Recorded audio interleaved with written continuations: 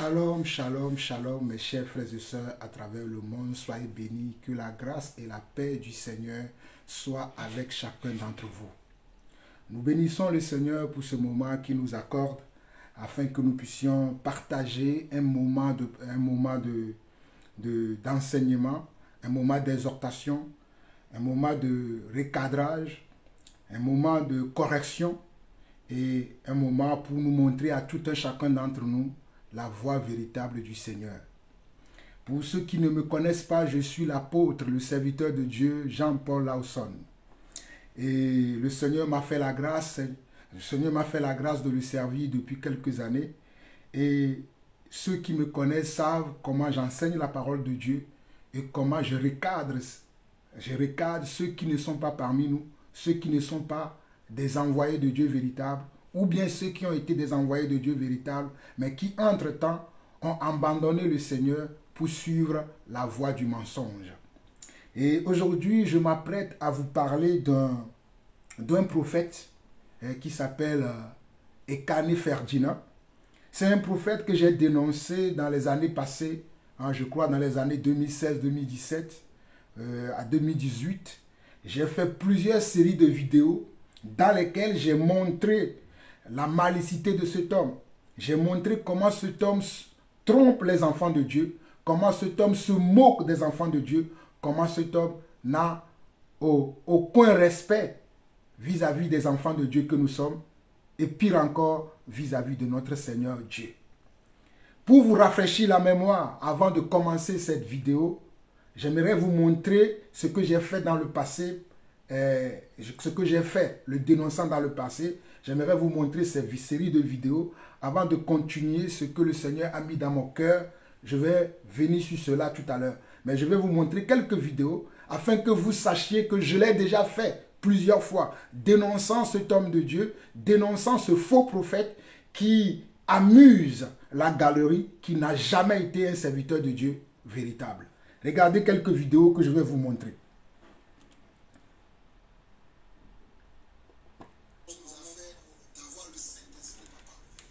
Si vous regardez là, je vais vous montrer, je suis en train d'utiliser mon PC.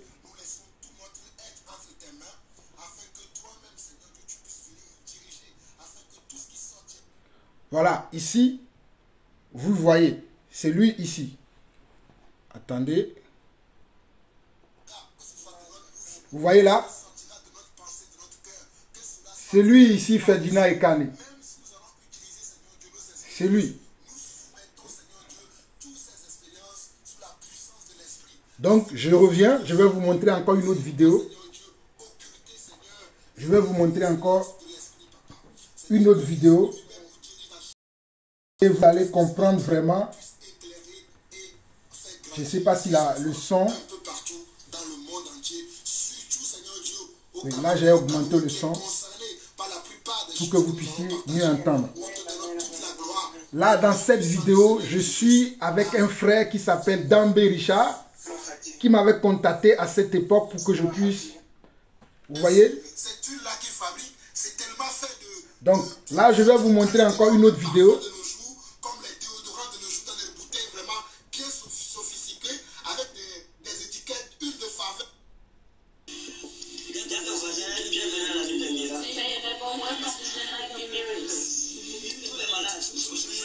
Vous voyez? Regardez bien.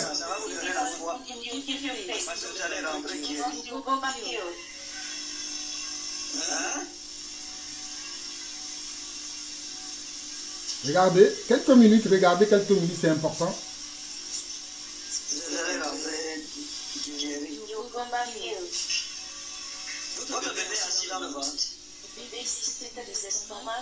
Ok. Il y en a plusieurs vidéos, mais je vais m'arrêter là pour ne pas que la vidéo que je vais faire soit trop longue. Donc, si vous allez sur mon compte, ma chaîne YouTube, Jean-Paul Lawson. Ma chaîne YouTube porte mon nom, Jean-Paul Lawson. Vous allez sur cette chaîne, vous rentrez dans les playlists. Et dans les playlists, vous allez dans la playlist que j'ai nommée les faux prophètes. Il y a un playlist que j'ai nommé les faux docteurs et les fausses doctrines. Vous rentrez dans cette playlist, vous allez trouver tous les faux docteurs que j'ai dénoncés depuis que le Seigneur m'a fait la grâce de connaître la vérité de sa parole. Amen. Dieu m'a fait la grâce de connaître la vérité de sa parole et je hais les faux prophètes, je hais les faux docteurs, je hais les fausses doctrines. Je n'aime pas les fausses doctrines. Je les hais et je les dénonce. Pour venir au sujet qui m'amène à faire cette vidéo aujourd'hui, mes frères, je n'avais pas voulu faire cette vidéo. Mais le Seigneur m'a rendu témoignage que comme c'est un monsieur sur lequel tu t'es penché dans les années passées, dans les années précédentes, et que tu as tellement parlé de lui, parlé de son ministère, et que cet homme s'est permis, je crois la semaine dernière, plus précisément le mardi, j'étais en train de rentrer du travail et le Seigneur m'a fait tomber sur une vidéo dans laquelle il était en train de parler de son mariage et de comment il est sur le point de se dissocier de ce mariage qu'il a contracté. Et quand j'ai regardé la vidéo, je l'ai regardée du début jusqu'à la fin. Je me suis dit, misérable, cet homme n'a toujours pas changé. Cet homme n'a toujours pas changé. Il continue de berner les enfants de Dieu. Et j'ai continué ma vie. Mais quelques jours plus tard, j'ai reçu plusieurs vidéos dans lesquelles je voyais ce qu'il se racontait sur ce qu'il avait dit de par le monde. Les influenceurs ont fait leurs remarques par rapport à cette vidéo. Certains chrétiens ont fait leurs remarques par rapport à cette vidéo. Et il y en a eu beaucoup de remue-ménage dans le monde chrétien. Et c'est là que Dieu m'a interpellé. Il m'a dit, mon fils, tu ne peux pas te taire. Il faut que tu parles. Il faut que tu réveilles mon peuple. Alors, mes chers frères et sœurs, c'est pour cela qu'aujourd'hui je suis là. Je sais que ce que je vais dire, ce que je vais présenter ne va pas plaire à tout le monde. Mais je suis dans l'armée du Seigneur. Et je fais ce que mon Dieu me demande. Alors, mes chers frères et sœurs, bienvenue au banquet de la parole de Dieu. Alors, avant de commencer, je vais vous montrer une vidéo de ce monsieur qui présentait son épouse. Qui présentait son épouse à l'église. À son église. Et il... comment je peux dire? Il donnait toutes les qualités ou bien il faisait un éloge de cette femme. Mais aujourd'hui, vous allez voir une autre vidéo. Vous allez voir une autre vidéo dans laquelle il se dissocie de cette femme. Donc, nous allons voir la vidéo vite fait. C'est une vidéo TikTok. Je vais vous la montrer.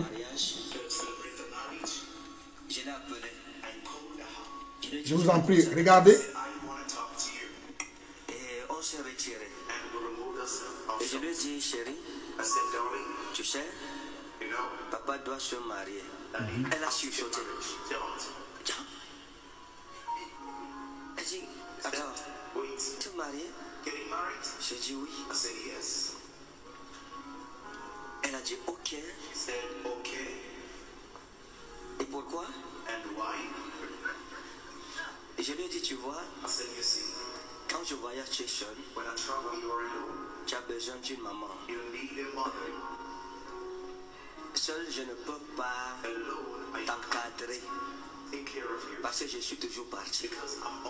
Tu as besoin d'une amie, quelqu'un qui soit avec toi. Elle m'a dit, ok, d'accord, je te comprends. Mais j'ai mes conditions. J'ai chuchoté moi aussi. J'ai dit dans mon cœur petite, à 7 ans, on ne parlait pas bien français. Toi, tu parles français jusqu'à 10 ans. Elle m'a dit non, j'ai mes conditions. Tu veux te marier? Ok. Mais j'ai mes conditions. Et j'ai dit ok, d'accord. Quelles sont tes conditions? Elle me dit ok. Première condition. Promets-moi que tu vas toujours aimer maman qui est au ciel. Je lui ai dit, je te promets. Deuxième condition. Si tu te maries, if you get married, je ne veux pas que tu épouses une femme qui va me séparer de toi. I don't want you to marry a woman that will separate me from you.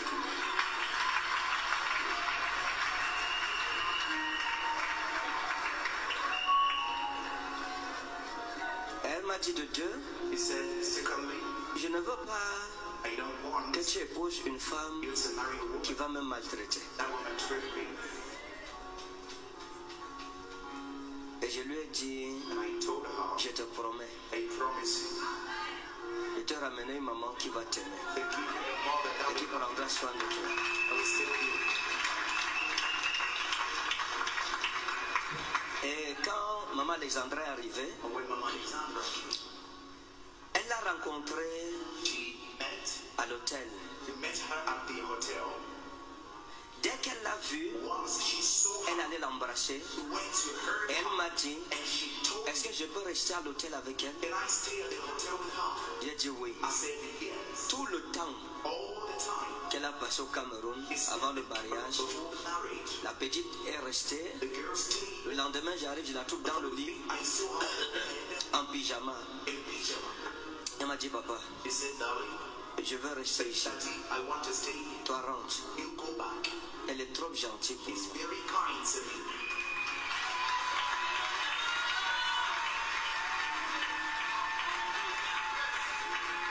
Les deux sont restés là-bas. Both of them stayed there.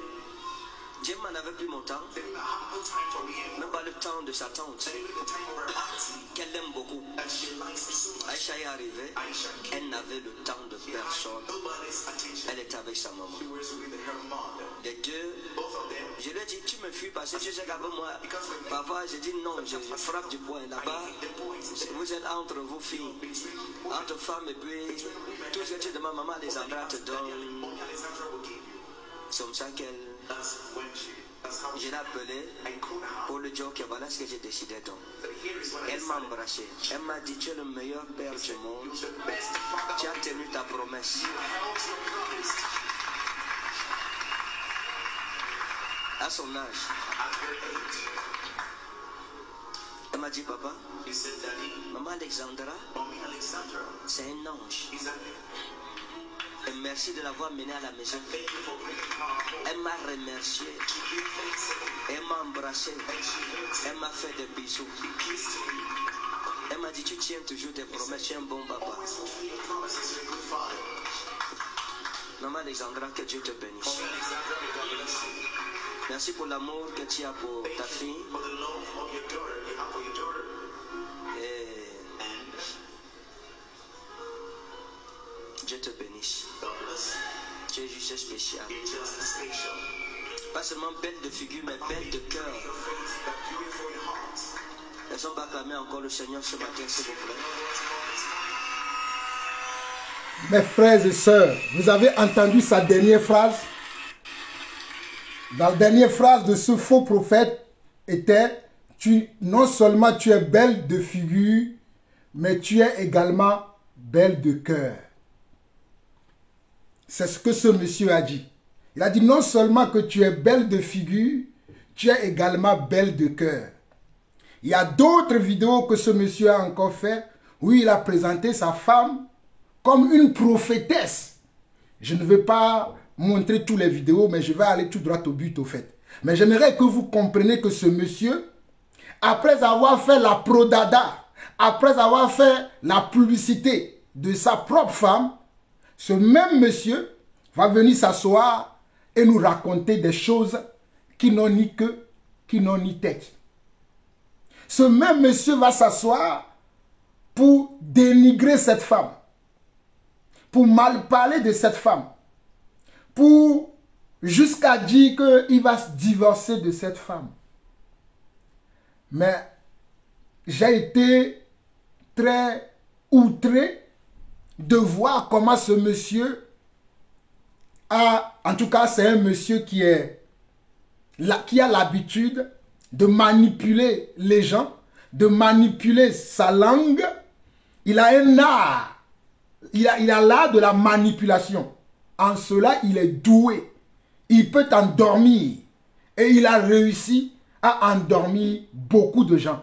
Mais il n'endormira pas nous qui sommes les véritables envoyés de Dieu.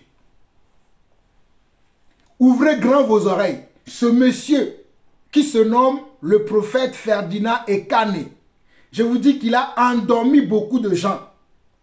Mais il n'endormira pas.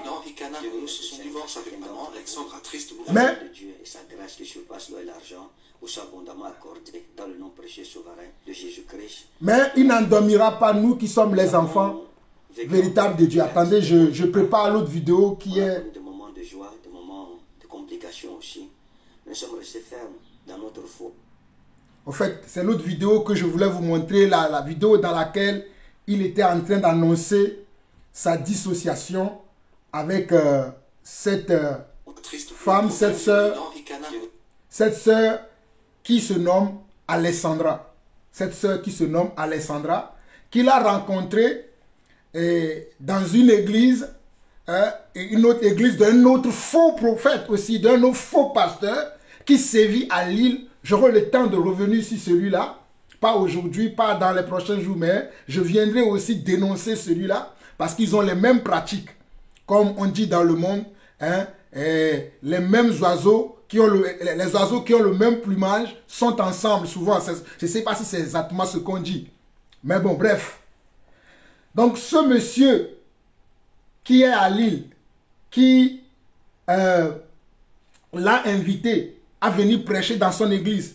Et c'est lors de cette invitation que pour la première fois, il a rencontré cette femme qui se prénomme Alessandra, dont il était amoureux.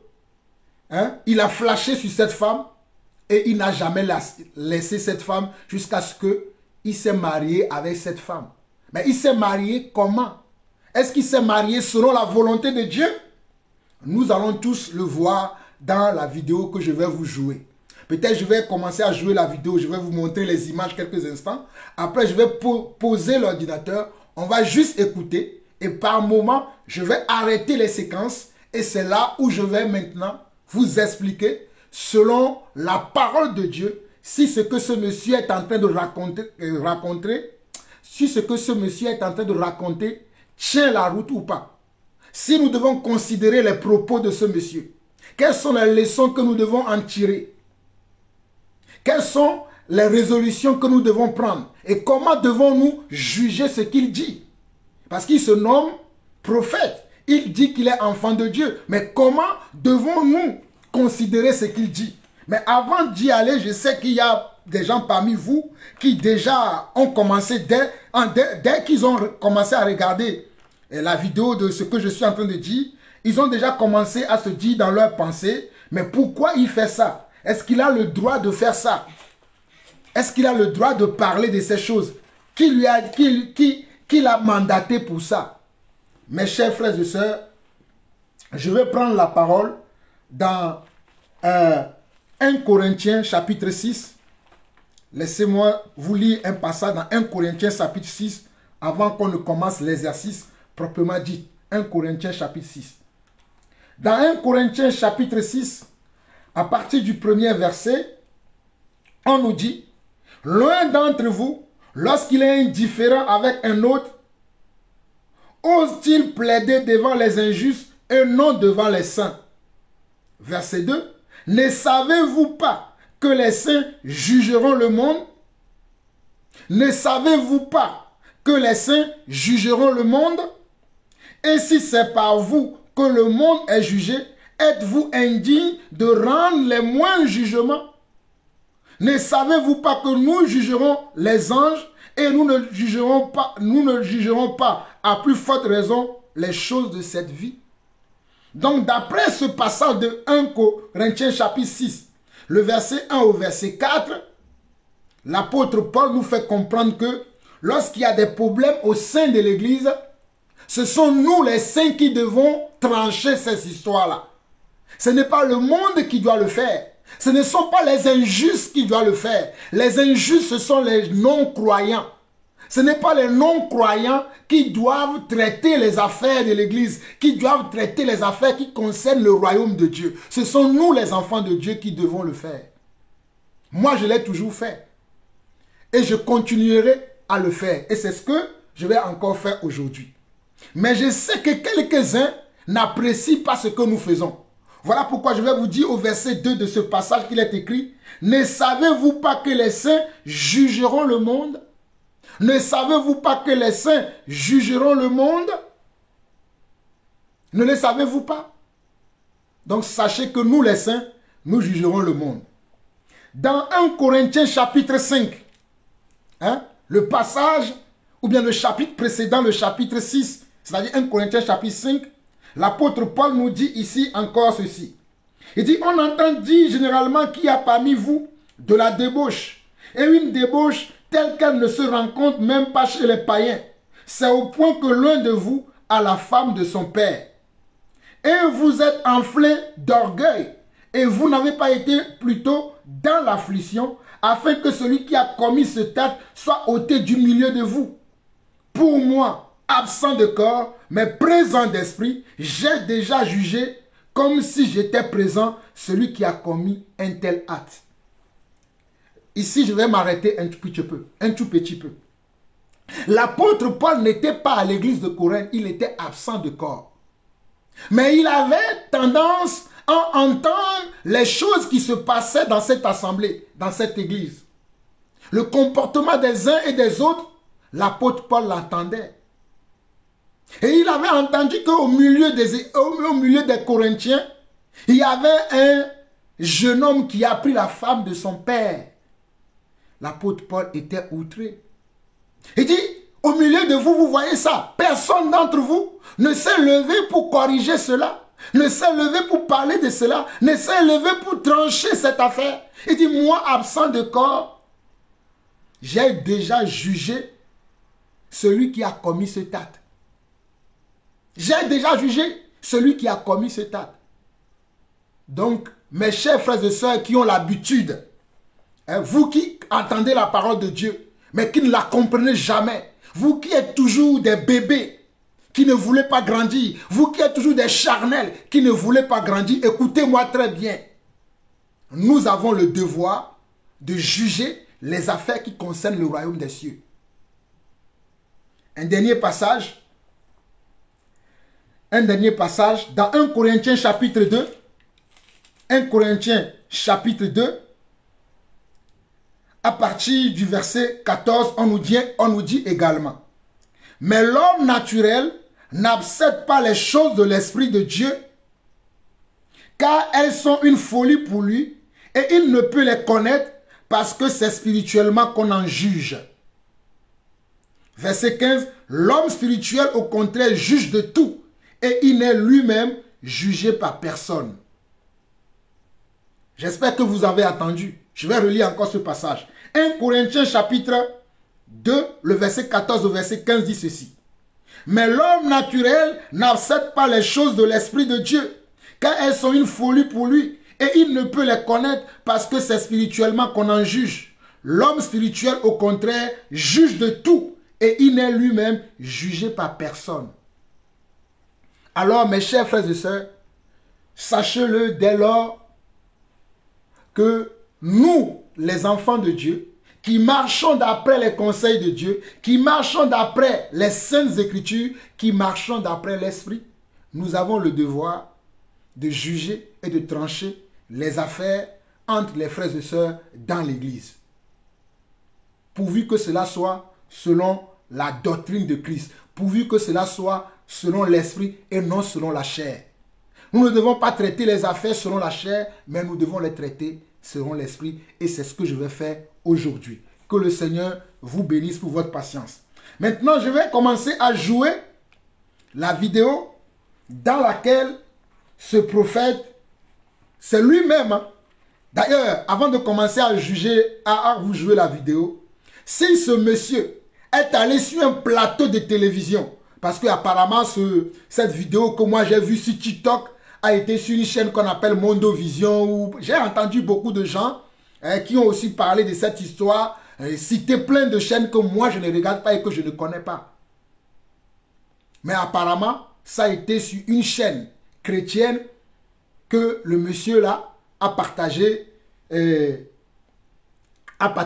cette vidéo. Je ne sais pas si c'est lui-même qui l'a fait ou si c'est quelqu'un qui a pris cette vidéo et qui l'a mis sur ces chaînes-là. Je ne le sais pas. Mais toujours est-il qu'il a rendu public le message. Donc s'il a rendu public le message, c'est-à-dire qu'il laisse ce message-là à notre appréciation. S'il a rendu public son message, c'est parce qu'il veut notre appréciation de son message. Écoutez-moi très bien. Je dis bien, le prophète Ferdinand Ekane du Cameroun a rendu public son histoire. Il ne l'a pas caché. Il est venu, il a exposé ça à l'église, afin que l'église puisse en donner son avis. Et je vais donner mon avis aujourd'hui. Et croyez-moi, mon avis ne va pas être comme les autres avis que j'écoute. Comme les commentaires que j'entends, que je vois sur certaines vidéos. Alors je vais commencer à jouer la vidéo. Soyez patients. Nous allons apprendre beaucoup de choses. Et je sais que beaucoup d'entre vous, vous ne connaissez pas ces choses. Voilà pourquoi Dieu m'a amené à venir parler de cette vidéo. Voilà pourquoi Dieu m'a amené à venir exposer le mensonge qui se cache dans cette vidéo. Et de révéler la vérité de la parole. La vérité de la doctrine de Dieu. Donc moi, je vais vous montrer les mensonges qui sont cachés derrière cette vidéo par le discernement de l'esprit. Et vous révéler en même temps la vérité de la parole de Dieu. Peut-être j'aurai une seconde partie parce que la vidéo en elle-même fait presque 1 heure. Si je vois que le temps nous manque, je couperai à un moment et je ferai une seconde partie afin que vous ayez tout ce qu'il vous faut pour pouvoir comprendre le message que nous pouvons en tirer derrière cette vidéo que ce faux prophète nous a donné à nous tous au début de cette année. Alors, nous allons commencer la lecture de cette vidéo.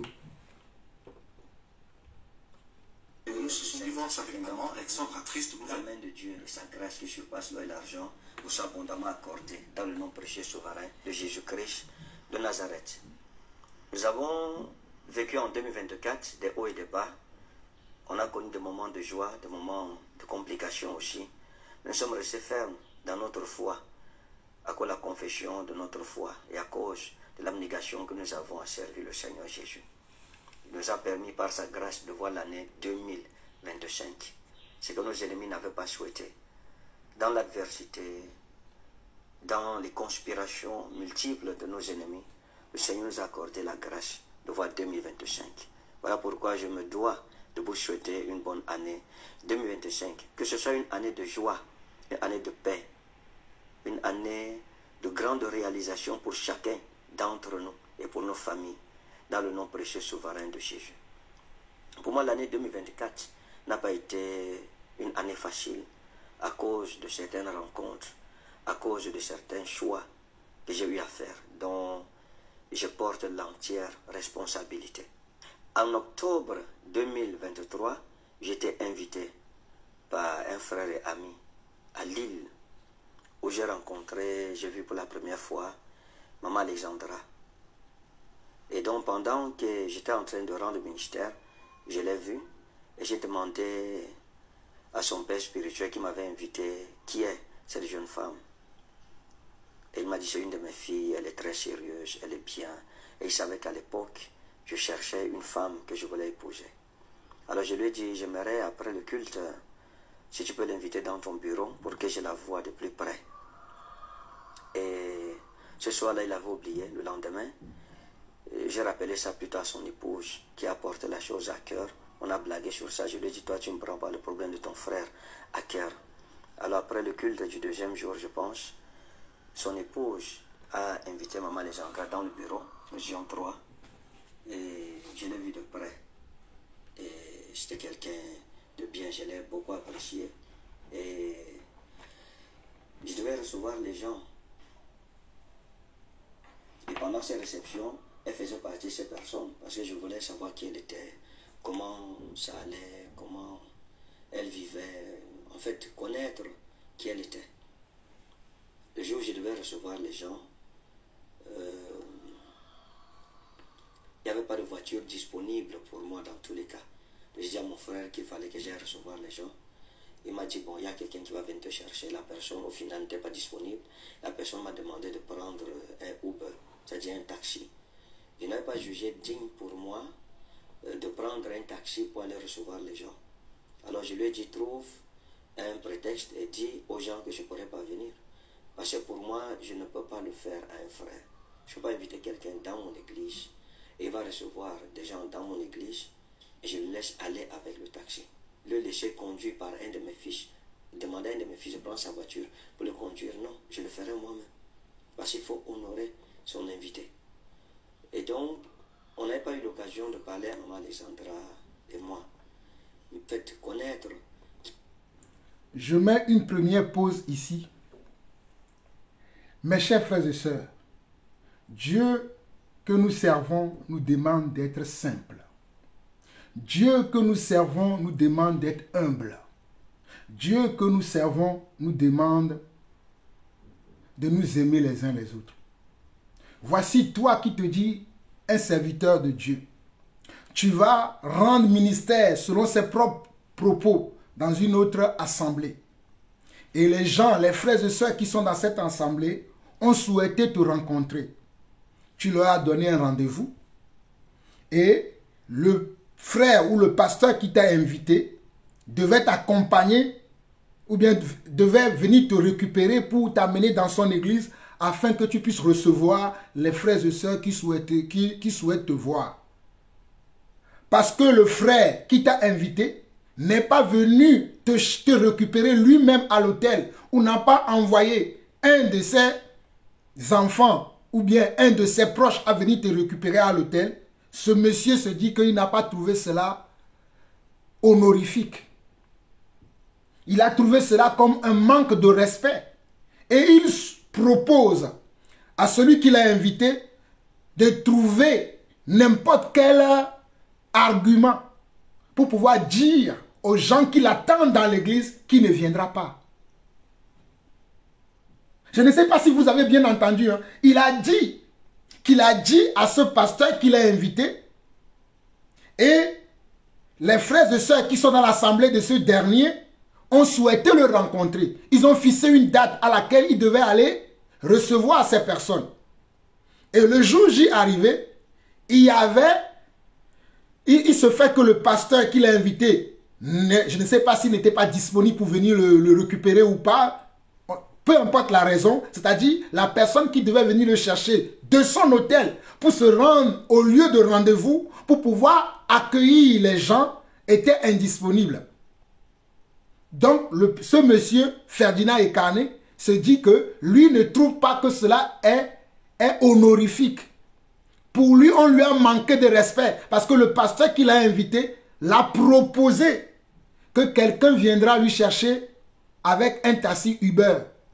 C'est-à-dire, on va lui commander un taxi Uber afin que le taxi Uber l'amène de son hôtel pour arriver au lieu de rendez-vous. Je ne sais pas si c'était l'église. Hein, pour qu'il puisse recevoir ceux qui souhaitent le rencontrer. Il n'a pas voulu le faire, il a dit, trouve un prétexte, c'est-à-dire, mens aux gens que je ne serai pas là. Voilà les serviteurs de Dieu que vous suivez, les menteurs, et il le dit publiquement. C'est lui-même qui dit ça publiquement, qui lui a dit, trouve n'importe quel prétexte. Mais dis aux gens que je ne serai pas là, parce que tu n'es pas venu me chercher toi-même avec une voiture. Donc moi, je ne peux pas être là parce que tu ne m'as pas honoré. Alors, la parole de Dieu qui nous demande d'être humble, la parole de Dieu qui nous demande d'être simple, ce monsieur le pratique. Ce monsieur que vous suivez, que vous appelez un grand prophète. Oh, enfant de Dieu, vous me faites de la peine. L'église de nos jours me fait de la peine. Vous qui appelez ce monsieur un grand prophète, regardez ses propos. Entendez ce qu'il dit. Dieu a dit dans la parole dans Matthieu chapitre 7 que vous les reconnaîtrez à leurs fruits. Dans Matthieu chapitre 7, Jésus nous a prévenus. Vous les reconnaîtrez. Ceux qui sont les faux, ceux qui ne font pas partie de la bergerie, ceux qui sont des loups ravisseurs qui sont rentrés dans la bergerie. Le Seigneur Jésus nous a dit que nous les reconnaîtrons à leurs fruits. C'est-à-dire à leur message, à leur comportement, à leur attitude. Peut-être vous n'avez pas bien entendu. Je reviens un peu en arrière. Je vous fais réécouter. Et nous allons continuer à écouter le message. Femme que je voulais épouser. Alors je lui ai dit, j'aimerais après le culte, si tu peux l'inviter dans ton bureau pour que je la voie de plus près. Et ce soir-là, il avait oublié. Le lendemain, j'ai rappelé ça plus tard, son épouse, qui a porté la chose à cœur. On a blagué sur ça. Je lui ai dit, toi, tu ne prends pas le problème de ton frère à cœur. Alors après le culte du deuxième jour, je pense, son épouse a invité Maman Alessandra dans le bureau. Nous étions 3. Et je l'ai vu de près.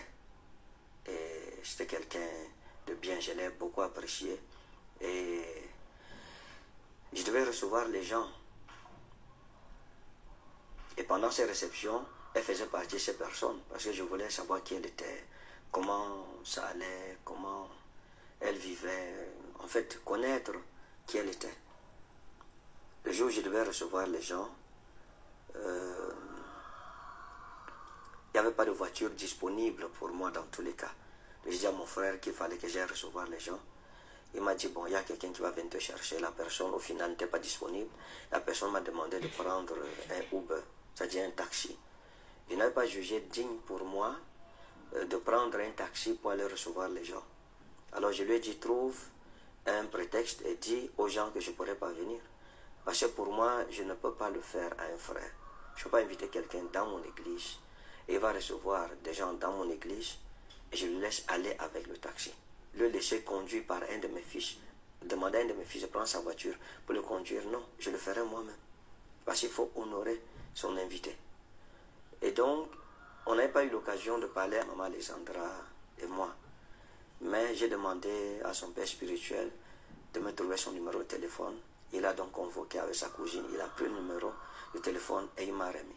Donc, après ça, je rentre au Cameroun. En décembre, je suis retourné en France pour l'Exodus Night. Et là-bas en France, il fallait que je la rencontre pour qu'on puisse parler, que je sache qui elle est. Je voulais connaître. Je ne savais pas si elle était à l'église avec ses parents. Je ne savais pas si elle était seule. Je ne connaissais rien d'elle en fait à cette époque-là. Alors je vais dire à son père spirituel, et on va organiser donc que je descende sur l'île avant l'Exodus Night. Voilà comment je suis descendu sur l'île et j'ai fait 3 jours là-bas. Là, il venait me retrouver dans ma chambre d'hôtel. Et son père spirituel, je me souviens, il avait un programme à l'église, donc il dormait aussi dans le même hôtel avec sa famille. Mais on s'était entendu que personne ne sache que je suis à Lille. Donc, on a parlé, et après les pauses au travail, elle venait me retrouver à l'hôtel et on discutait, j'ai appris à la connaître. Et voilà, après cela, je suis retourné sur Paris pour l'Exodus Night.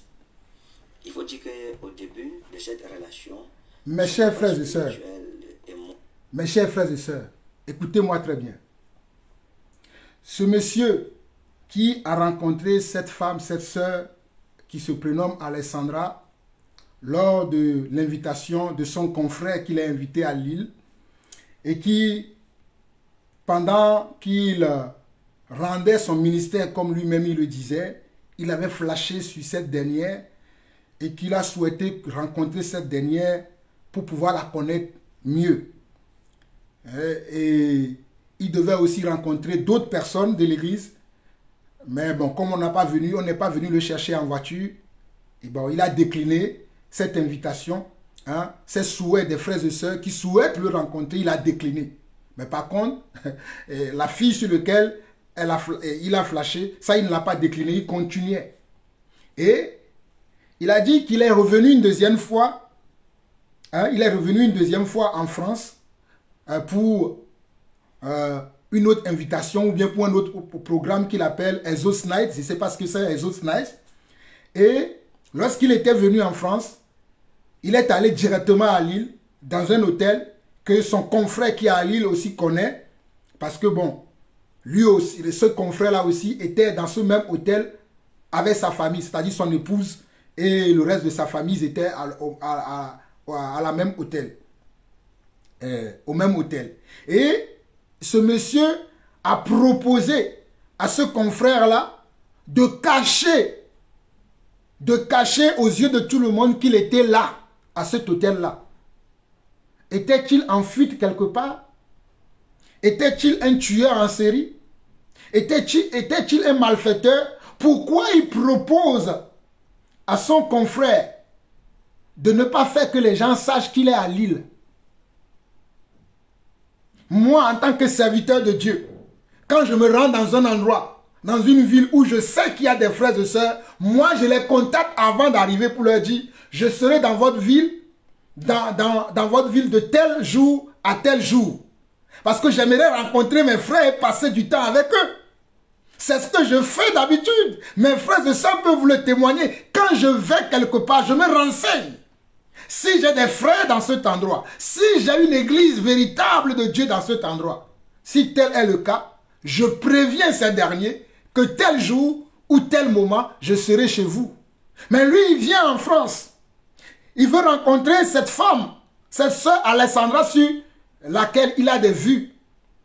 Il dit à son confrère de cacher ça aux yeux de tout le monde, que les autres ne savent, que les gens ne savent pas qu'il est là. Qu'est-ce qu'il veut cacher aux gens? Que cherche-t-il à cacher aux gens? Mes frères et sœurs, ouvrez grandement vos oreilles. Qu'est-ce que ce monsieur cherche-t-il à cacher aux gens? Continuons. Moi, nous étions soudés. J'avais son entière bénédiction, son soutien, son assistance. Mais le problème que nous avions, c'est que lorsque la maman de maman Alessandra a pris et que je voulais la rencontrer, du coup, elle a imaginé que c'était pour le mariage. Elle s'est opposée farouchement. Alors c'était un problème pour moi. J'en ai parlé avec son père spirituel qui m'a expliqué non. Écoute, si sa mère est contre le mariage, c'est pas important. Moi, tu as ma bénédiction. Et on pourra se retourner vers la famille qui est le reste de la famille, les grands-parents, les tantes qui sont à Bangui. Si la famille en Afrique est avec toi, c'est l'essentiel. Pour sa mère, je ne comprends pas moi-même comment elle s'oppose au mariage de sa fille jusqu'à ce point-là. Et je me souviens que parlant de l'opposition, je suis à Lille. Donc, mes chers frères et sœurs, vous avez écouté ce que ce monsieur a dit? Ce monsieur, avec son ami, l'autre pasteur qui est à Lille, ce monsieur lui a fait comprendre, ce monsieur Ferdinand Ekane, bien sûr, a fait comprendre à son frère, son ami pasteur de Lille, qui souhaite se marier avec la sœur Alessandra. Parce que la mère de la sœur Alessandra et la sœur Alessandra elle-même étaient dans l'église de son ami qu'il a invité à Lille. Ils sont les membres de son église. En d'autres mots, ils le considèrent comme leur père spirituel. Donc, quand ce monsieur a voulu de la sœur Alessandra, la maman de la sœur Alessandra n'a pas voulu de cette relation. Il a dit, niet, moi je ne veux pas cette relation. Je ne veux pas que ma fille se mette avec toi. Je ne veux pas que ma fille se mette avec le prophète Ekane. Mais son ami qu'il a invité à l'église de Lille, qui est le pasteur de Lille, lui a dit, ne t'inquiète pas. Même si la maman, qui a mis Alessandra au monde refuse de te donner ta fille, ne t'inquiète pas, moi je te la donne. Moi je suis son père spirituel, moi je te la donne. Mais de qui vous vous moquez? De qui vous vous moquez, Ferdinand Ekane et ton confrère de Lille? Vous vous moquez de qui? Quelqu'un a mis au monde son enfant. Il a élevé. Voici l'enfant arrive à l'âge de... Comment? À l'âge adulte où il peut se mettre avec quelqu'un. Tu viens, tu dis, l'enfant m'intéresse. Sa maman te dit, moi je ne veux pas. Mais toi qui es le pasteur de ces personnes, tu dis non, même si la maman dit non, moi je te dis, on va tout faire, tu auras cet enfant. Voici les églises que vous fréquentez. C'est comme ça que dans vos églises, les mariages arrangés se font. Les mariages que le Seigneur n'approuve pas. Écoutez-moi très bien. Je suis l'apôtre Jean-Paul Lawson. Les mariages que Dieu n'approuve pas. Voici comment les gens dans les assemblées que je hais, entre eux, ils se font des réunions dans les coulisses pour dire tel va aller avec un tel va aller avec un tel. Moi j'ai décidé, je suis votre père spirituel. Es-tu Dieu? Es-tu Dieu, toi qui prends cette décision? Es-tu Dieu? Et vous me dites que ce monsieur est un prophète. Il ne savait pas que ce que son confrère disait ne respectait pas la parole de Dieu. Et il ne savait pas que ce que son confrère disait ne respectait pas la parole de Dieu. Vous qui mettez dans les commentaires que c'est quand même un homme. Il a le droit de faire ce qu'il veut. C'est un homme. Mais c'est un homme, mais il se dit serviteur de Dieu. Et un serviteur de Dieu doit connaître la parole de Dieu. Et il n'est même pas un jeune serviteur de Dieu. Ça fait des années qu'il sert. Mais il ne sert pas notre Dieu. Vous n'avez même pas peut-être bien entendu. Je vous rejoue encore cette partie. On a parlé, elle prenait les pauses au travail, elle venait me retrouver à l'hôtel et on discutait. J'ai appris à la connaître. Et voilà. Après cela, je suis retourné sur Paris pour l'Exodus Night. Il faut dire qu'au début de cette relation, son papa spirituel et moi, nous étions soudés. J'avais son entière bénédiction, son soutien, son assistance. Mais le problème que nous avions, c'est que lorsque la maman de maman Lésandra a appris et que je voulais la rencontrer, du coup, elle a imaginé que c'était pour le mariage. Elle s'est opposée. Elle s'est opposée farouchement. Alors c'était un problème pour moi. J'en ai parlé avec son père spirituel qui m'a expliqué non. Écoute, si sa mère est contre le mariage, c'est pas important. Moi, tu as ma bénédiction. Et on pourra se retourner vers la famille qui est le reste de la famille, les grands-parents, les tantes qui sont à Bangui. Si la famille en Afrique est avec toi, c'est l'essentiel. Pour sa mère, je ne comprends pas moi-même comment elle s'oppose au mariage de sa fille jusqu'à ce point-là. Et je me souviens que pendant l'opposition de la maman, de maman Lésandra, et comme je me plaignais par rapport à cela, il m'a dit clairement que lui pense qu'elle avait des sentiments pour moi et s'attendait à ce que ce soit elle que je puisse épouser et non pas sa fille, parce qu'il ne comprend pas cet acharnement. Ça ne peut être que ça. Et en plus, il m'a dit ok, ce sont ces démons qui la troublent, tu pourras la délivrer. On s'était entendu, comme j'avais le soutien de la famille, des grands-parents, des tantes, la famille en Afrique. Ils m'ont dit non, si la maman refuse, il faut venir, n'annule pas le mariage. Nous allons bénir ce mariage. Elle ne va pas épouser sa fille. Il faut qu'elle laisse sa fille s'épanouir. Elle est en âge de se marier, elle a le droit de choisir avec qui elle doit se marier. Et donc, il était question que son père spirituel et son épouse et moi, nous voyagions pour l'Afrique. Nous devrions aller faire la dot ensemble. Et le mariage devrait se passer à Lille. Mes chers frères et sœurs, je ne sais pas si vous suivez bien cette vidéo. Oh là là, que le Seigneur nous fasse grâce. Ce monsieur est en train de dire que malgré que la maman de la fille, a dit qu'elle ne souhaite pas que sa fille se marie avec lui, il s'était arrangé avec son ami pasteur qu'il a invité à l'église de Lille à aller voir la famille de cette fille qui se trouve à Bangui. C'est-à-dire, il veut faire un forcing pour quand même se marier avec cet enfant. Ou bien cette fille. Et le pasteur a même diffamé la maman de cette fille. Il disait que le pasteur de Lille a dit à Ferdinand Ekané que si la maman ne veut pas que tu épouses sa fille, c'est parce qu'elle-même, elle te veut. C'est parce qu'elle-même, elle a flashé sur toi. Voilà pourquoi elle ne veut pas que tu te maries avec sa fille. Vous voyez comment vos pasteurs, vos soi-disant, vos pères spirituels vous traitent dans leurs assemblées? Vous voyez comment vos soi-disant, vos conducteurs, vous voyez comment ils vous traitent dans vos assemblées? Parce que eux, qui sont de commun accord pour faire leur affaire, la maman là qui s'oppose, on va dire que la maman là, elle a des problèmes. Elle a un problème, on va lui trouver tout de suite un problème. On va lui trouver un démon. C'est comme ça qu'on vous crée des problèmes qui n'existent pas dans ces assemblées-là. Il le dit lui-même en direct. Il le dit, il avoue lui-même ce qu'ils ont dit en direct. Ils ont traité la maman de comment?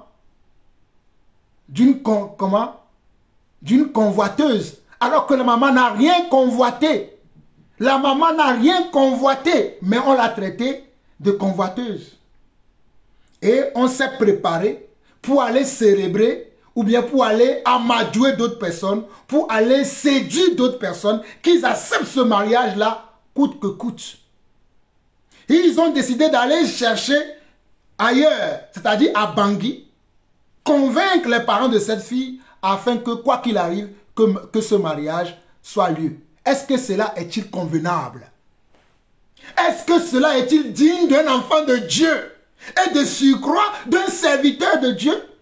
Cela est-il convenable? Et nous allons parler, vous allez dire que nous sommes des jaloux, nous sommes des prétentieux, nous sommes des orgueilleux, nous voulons dire que nous savons tout.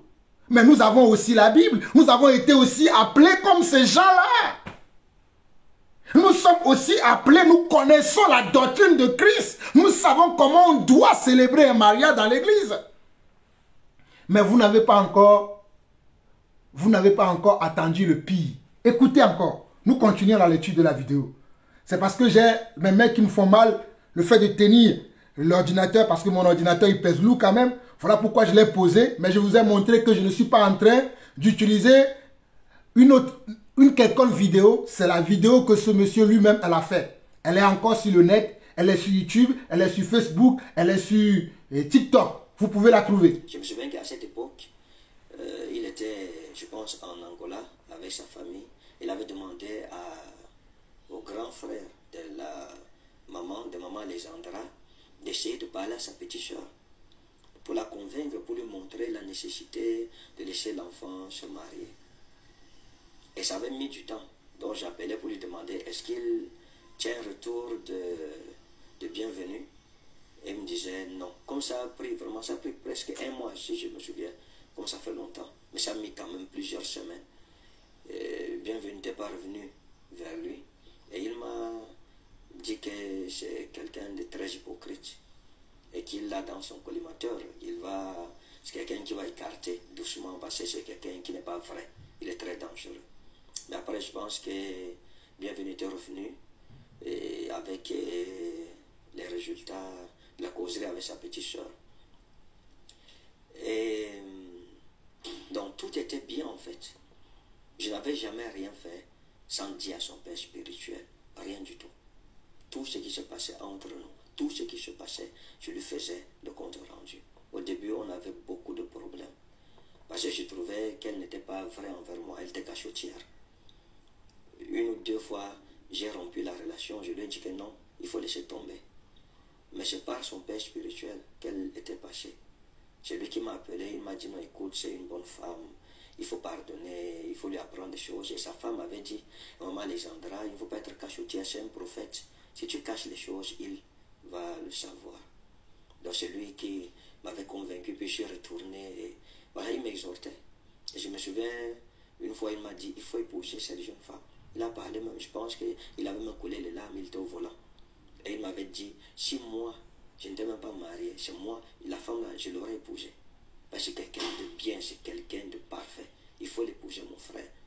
Et j'avais une vision à Lille quand je suis allé la rencontrer. Écoutez, ce monsieur continue de narrer cette histoire de tous les stratagèmes qu'ils ont usés.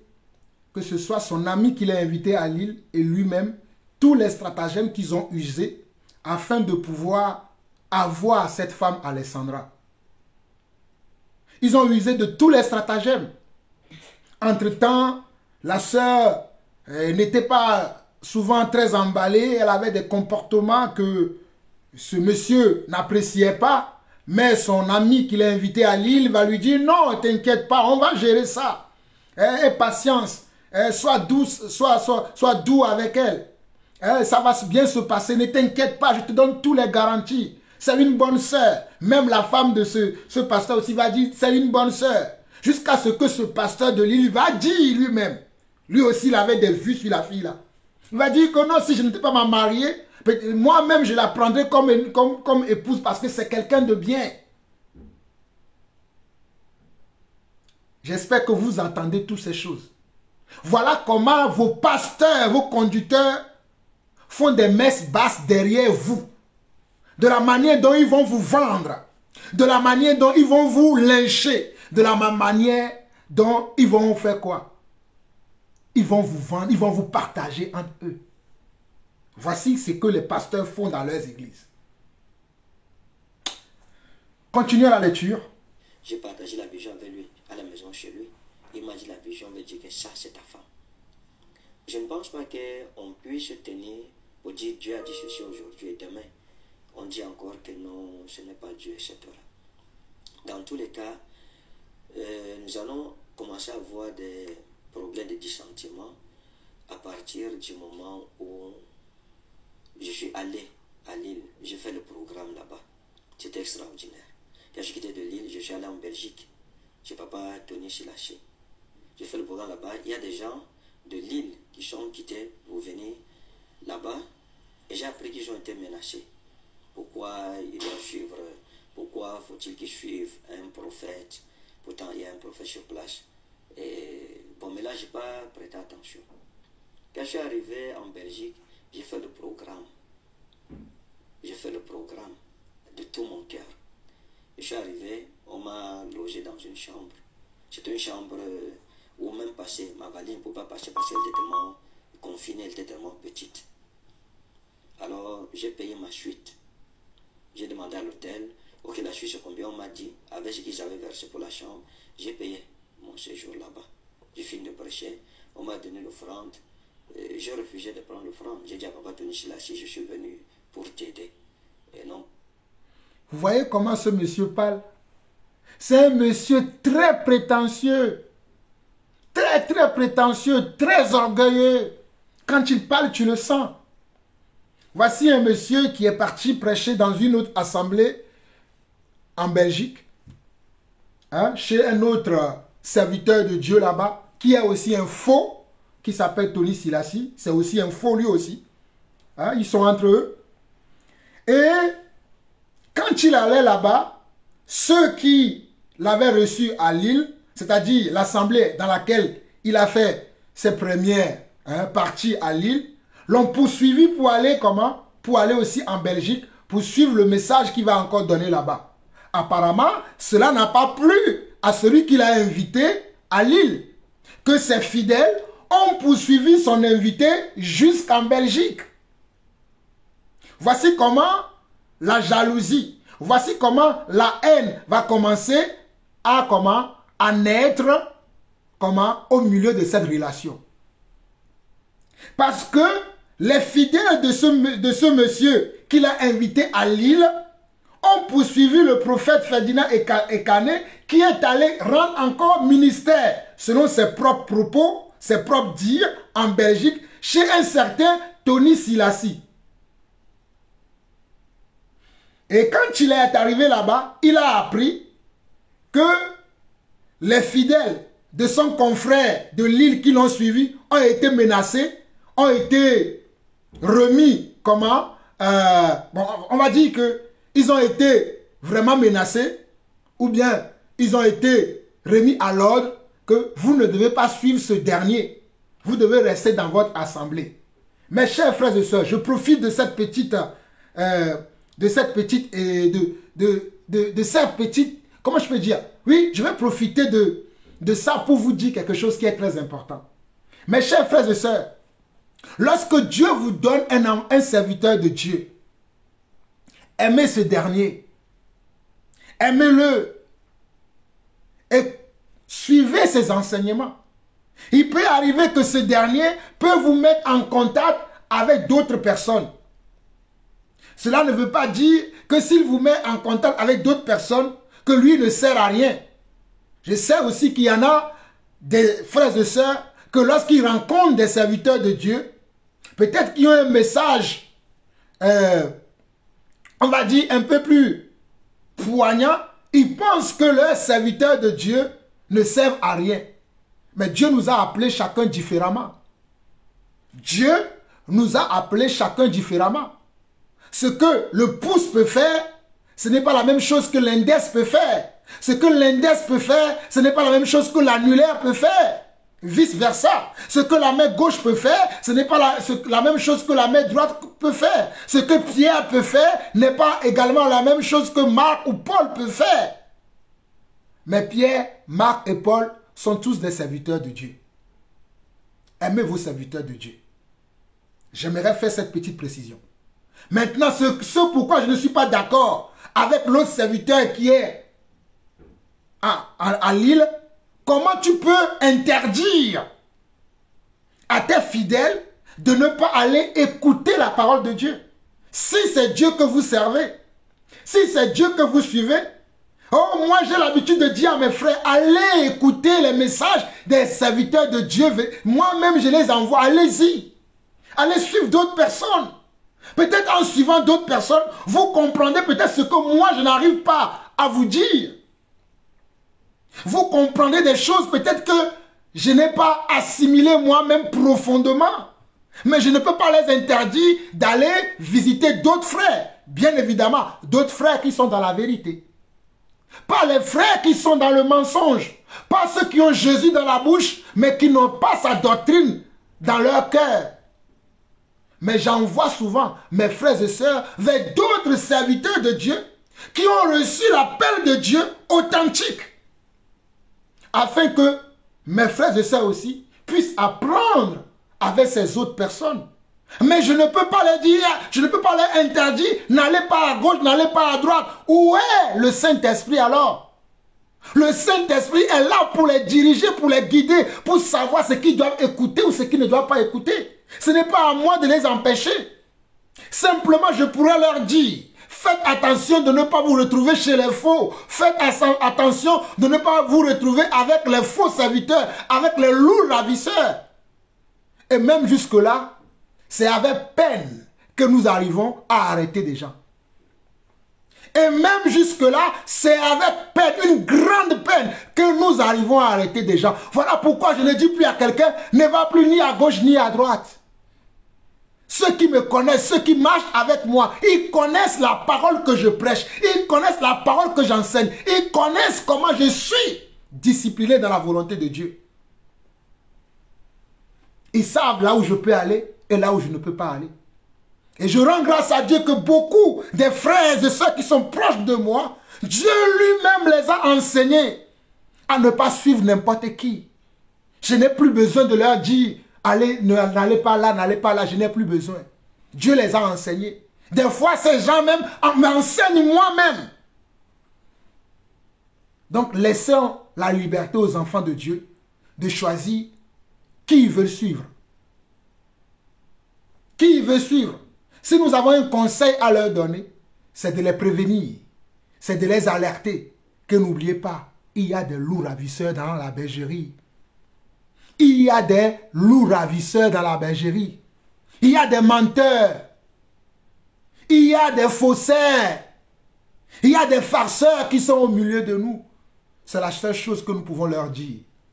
Et alors, cette décision de notre confrère va amener maintenant une haine dans cette amitié.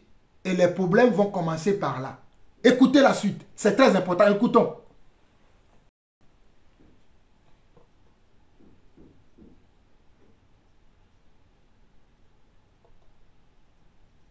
Pas pour te demander de l'argent dans tous les cas. Je l'ai fait en toute bonne conscience. Et je dis encore, je ne me suis jamais détourné ni à gauche ni à droite. Je n'ai jamais rien fait, ni dans le dos de son papa spirituel à Lille, ni dans le dos de papa Tony Silassi. J'ai tout fait dans la transparence et dans l'intégrité. Donc, le premier problème que j'aurai va commencer lorsque nous sommes allés à Paris. Je lui ai dit, mon frère, j'ai mes enfants, les brebis du troupeau, du pâturage que le Seigneur m'a confié à Paris. Je vais faire un programme à Paris. Quand je finirai mon programme à Paris, je viendrai donc à ton invitation à Lille. Il m'a dit, d'accord, je viendrai à Paris pour te soutenir. Et j'ai fait l'annonce et mes enfants m'attendaient donc à Paris. Mes enfants qui organisent mes campagnes m'ont appelé pour me dire, papa, mais dans la fiche de votre frère, c'est lui qui vous invite plutôt à Paris. Et moi, je n'avais pas remarqué ces affiches que j'avais publiées sur ma page. Quand j'ai regardé, je me suis rendu compte que oui, en fait, il avait mis orateur, invité pour faire Ferdinand Ekane. Donc je l'ai appelé. Et puis mes enfants m'ont dit aussi que ces enfants l'ont appelé pour... Ces enfants ont appelé mon équipe pour dire à mon équipe que les offrandes, ce sont eux qui devraient gérer les offrandes. Donc mes enfants ne devaient pas toucher les offrandes. Tout ce qu'on donnerait comme offrande, c'est eux qui devraient compter cela. Et ils allaient départager les offrandes. Où il y a mon nom, on me donnerait, où il y a le nom de leur père, et ils lui remettraient l'offrande. Donc je l'ai appelé. Et je lui ai dit, écoute, je t'ai dit que le programme de Paris, c'est moi qui l'organise en fait. Donc si tu viens me soutenir, et moi je viendrai à ton église à Lille. Parce que tu vas faire un programme à Paris, et tu fais encore à Lille, ça n'a pas de sens. Je t'ai dit que j'ai des enfants en Europe qui m'attendent. Déjà que ce n'était pas la première fois que j'allais là-bas, en 2019 déjà, j'étais en Europe. Donc, que j'ai appris que des enfants vont se charger l'offrande et tout, je pense qu'il y a eu un malentendu. Il s'est engagé à payer la salle qu'il avait payée. Je lui avais dit que si tu penses que ça pèse sur toi, même la salle que tu as payée, je pourrais te rembourser ton argent. Il m'a dit non, ça va. Il m'avait promis des chaises, des appareils et tout. Après, il a dit ok, comme c'est ton programme, je croyais que c'était moi qui t'invitais. Bon, pour le reste des choses là, je me désengage parce que ça coûte cher. Ça va peser sur moi, ce qui était tout à fait normal. Et à Paris. Mes chers frères et sœurs. Quand je finirai mon programme à Paris. Mes frères et sœurs, je ne sais pas si vous avez bien entendu. Je ne sais pas si vous avez bien entendu. Oh my God. Seigneur, aie pitié de tes enfants. Regardez ce monsieur. Lorsqu'il est venu à Lille, il avait aussi programmé lui-même qu'il allait faire un autre programme à Paris. Pour ceux qui le suivent à Paris. Il avait prévu lui-même. Lorsqu'il était à Lille, de Lille, il a été en Belgique. Il avait aussi programmé lui-même qu'il fera un programme à Paris. Alors, ces fidèles, ces adeptes à Paris ont commencé à préparer sa venue à Paris.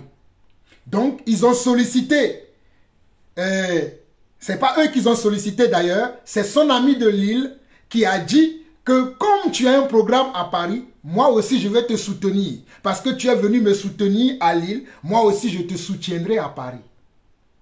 Alors, les fidèles de Ferdinand Ekane qui sont à Paris, ils étaient en train de préparer sa venue à Paris et subitement, ils se sont rendus compte que sur les affiches qu'ils font aujourd'hui pour présenter les événements qu'ils font là, sur l'affiche, au lieu que ce soit Ferdinand Ekane lui-même qui présente son événement qu'il va faire à Paris, à leur grande surprise, c'était son ami de Lille qui l'a invité, qui le présentait comme si c'est lui qui l'a invité à faire son programme à Paris. Et cela n'a pas plu à Ferdinand Ekane. Cela ne lui a pas plu du tout. Que son ami de Lille puisse lui voler la vedette de son événement que lui-même il a prévu faire à Paris. Son événement que lui-même il a prévu faire à Paris. Son ami de Lille voulait lui voler encore la vedette parce qu'il sait, celui qui est à Lille, il sait qu'il y aura comment? Il y aura des gens qui vont venir et il y aura de l'argent à ramasser. Donc il s'est proposé à ce que ce soit les matériels qu'ils vont utiliser. La sono, tout ce qu'il faut pour la salle. Il s'est proposé de prendre ça en charge. Voilà pourquoi l'affiche aussi, il a fait quoi? Il a fait comme si c'est lui qui invitait Ferdinand Ekane à Paris. Mes chers frères et sœurs, déjà, pour vous dire quelque chose de très simple. On n'a pas besoin des affiches pour annoncer nos venues dans les villes, dans les pays où nous allons. On n'a pas besoin de ça forcément. Je vous dis que lorsque moi je vais quelque part, j'appelle pour savoir s'il y a des frères. La plupart du temps, j'ai des relations déjà avec des gens. Alors je leur dis, je serai là à tel moment. Quand je viens, s'il y a 2 personnes, gloire à Dieu. Ça veut dire que ce sont ces 2 personnes-là que Dieu veut que je vois. S'il y en a 30, ça veut dire que c'est 30 personnes que Dieu veut que je vois, ainsi de suite, ainsi de suite. Mais comment se fait-il qu'aujourd'hui, nous utilisons les méthodes mondaines dans l'église? Les méthodes mondaines, le marketing. Parce que nous, mes chers frères et sœurs, sachez que ces hommes-là ne servent pas Dieu. Ils ne servent pas Dieu, ils servent leur ventre. Ils ne servent pas notre Dieu, ils servent leur ventre. Tout ce qui les intéresse, c'est leur ventre. La preuve, vous avez entendu vous-même qu'il a dit qu'il ne veut pas comment que ce soit lui qui fasse son affiche, que lui-même il va faire son affiche.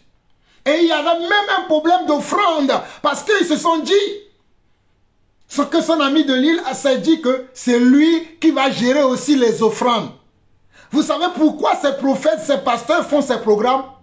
C'est pour les offrandes. C'est pour vos poches. Ils n'ont jamais cherché votre vie spirituelle.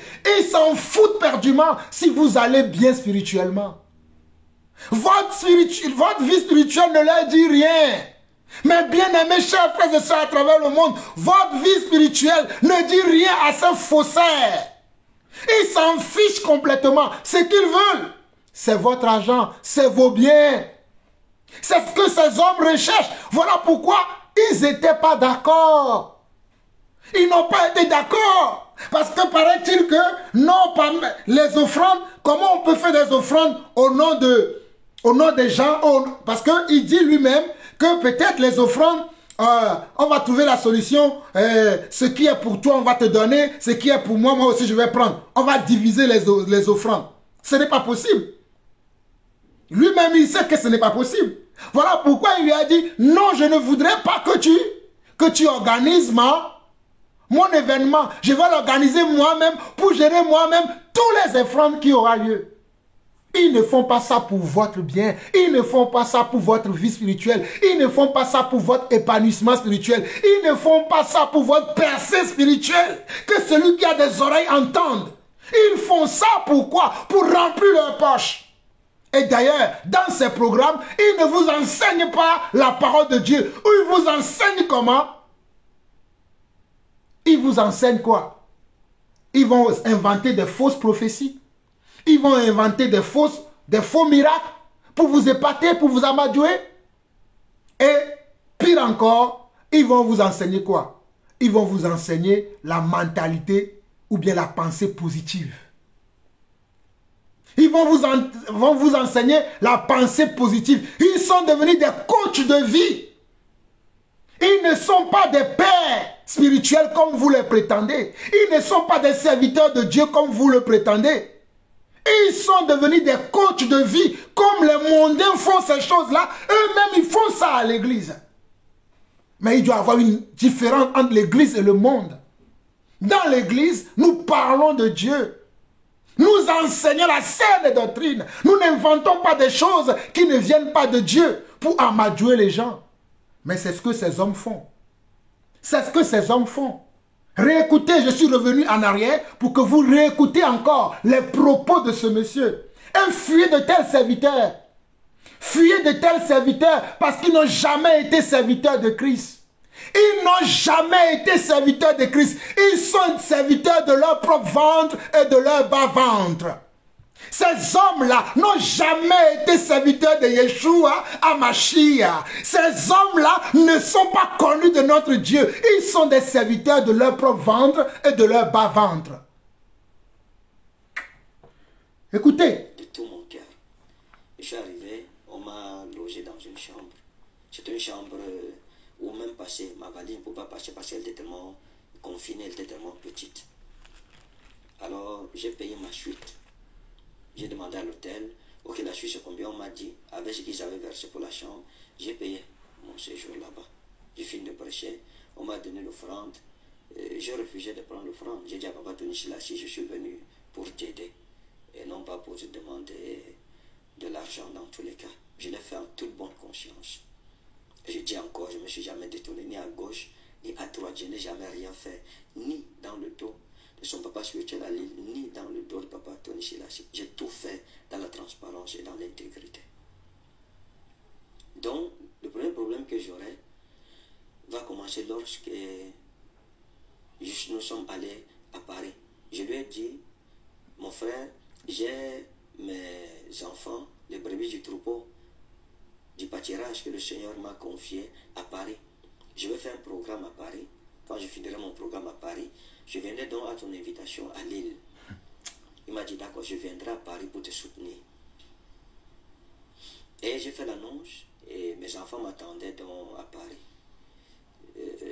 Mes enfants qui organisent mes campagnes m'ont appelé pour me dire, papa, mais dans la fiche de votre frère, c'est lui qui vous invite plutôt à Paris. Et moi, je n'avais pas remarqué ces affiches que j'avais publiées sur ma page. Quand j'ai regardé, je me suis rendu compte que oui, en fait, il avait mis orateur, invité, prophète Ferdinand Kane. Donc je l'ai appelé. Et puis mes enfants m'ont dit aussi que ces enfants l'ont appelé pour... Ces enfants ont appelé mon équipe pour dire à mon équipe que les offrandes, ce sont eux qui devraient gérer les offrandes. Donc mes enfants ne devaient pas toucher les offrandes. Tout ce qu'on donnerait comme offrande, c'est eux qui devraient compter cela. Et ils allaient départager les offrandes. Où il y a mon nom, on me donnerait, où il y a le nom de leur père, il lui remettrait l'offrande. Donc je l'ai appelé. Et je lui ai dit, écoute, je t'ai dit que le programme de Paris, c'est moi qui l'organise en fait. Donc si tu viens me soutenir, et moi je viendrai à ton église à Lille. Parce que tu vas faire un programme à Paris, et tu fais encore à Lille, ça n'a pas de sens. Je t'ai dit que j'ai des enfants en Europe qui m'attendent. Déjà que ce n'était pas la première fois que j'allais là-bas, en 2019 déjà, j'étais en Europe. Donc, que j'ai appris que des enfants vont se charger l'offrande et tout, je pense qu'il y a eu un malentendu. Il s'est engagé à payer la salle qu'il avait payée. Je lui avais dit que si tu penses que ça pèse sur toi, même la salle que tu as payée, je pourrais te rembourser ton argent. Il m'a dit non, ça va. Il m'avait promis des chaises, des appareils et tout. Après, il a dit ok, comme c'est ton programme, je croyais que c'était moi qui t'invitais. Bon, pour le reste des choses, là, je me désengage parce que ça coûte cher. Ça va peser sur moi, ce qui était tout à fait normal. Et voilà comment j'ai organisé le programme. Et il a failli ne pas venir. Parce que cette situation nous a mis dans des dissentiments profonds. Il était devenu un peu réticent vis-à-vis de moi. Je l'ai appelé, j'essaie de parler avec lui, m'expliquer, l'encourager à venir et tout. Bon, finalement, il a honoré à ce programme. Il m'a dit, je ne veux pas vraiment trop rendre le ministère. Tu me donnes un peu la parole, je parle un peu, puis voilà. Et donc je suis allé à Lille, j'ai rendu le ministère, je suis allé en Belgique, j'ai rendu le ministère, j'ai fait mon programme à Paris. Quand j'ai fait mon programme à Paris, avec lui, il m'a dit, tu vois, c'était mon église qui était là, c'est pour ça que la salle était pleine. J'ai dit, d'accord, gloire à Dieu. J'ai fait un deuxième programme. Et comme la salle était pleine, je suis allé chez lui, on a causé, il m'a dit, ok, tu vois, la salle était pleine parce que j'ai envoyé les brebis là-bas. Voilà, je lui ai dit, ah, ce sont des neveux, des nièces, ils sont chez leur oncle, ne t'en fais pas, j'en prendrai grand soin. Et on a rigolé sur ça. Mais j'étais étonné après de voir que il a commencé à enseigner contre moi, à parler contre ma personne, contre les prophètes, à me dénigrer, à dire du mal sur ma personne. Et la situation était virulente. J'ai fait quelques directs là pour essayer de calmer le jeu, pour nous éviter des conflits inutiles. Mais je me suis rendu compte que la chose était de plus en plus grave. Il y a eu des leaders de son église qui nous ont approchés pour dire qu'ils sont scandalisés de savoir que leur papa passe le temps à prêcher contre moi. Pourtant, il m'avait présenté comme son frère. À partir de ce moment, il a invité Maman Alessandra dans son bureau et il lui a dit de se méfier de moi. Il a dit que je suis quelqu'un de très dangereux. Et il y a une histoire que je lui avais racontée par rapport à une jeune dame que j'avais connue avant Maman Alessandra, sur qui j'avais des vues. Je me disais, ok, ça pouvait aller. Et il a raconté à Maman Alessandra que, ok, il y a une telle fille comme ça, voilà ce qui se passe avec lui et tout. Oh, c'était un secret que je lui confiais. Quand elle m'a Oh là là là là là là, c'est sérieux. Mes chers frères et sœurs, écoutez-moi très bien. Écoutez-moi très bien. Je suis revenu un peu en arrière pour vous rejouer cette partie. Mais je vais faire d'abord mon commentaire avant de vous rejouer cette partie.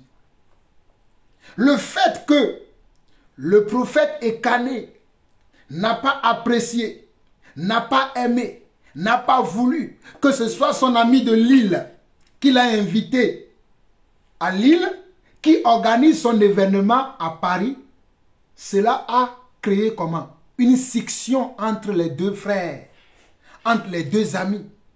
Cela a généré comment? Un dissentiment, comme lui-même il le dit, entre les deux amis. Alors, les guéguerres vont commencer entre les deux. Et selon ses propos, selon ses dires, c'est celui de Lille qui est beaucoup plus virulent envers lui.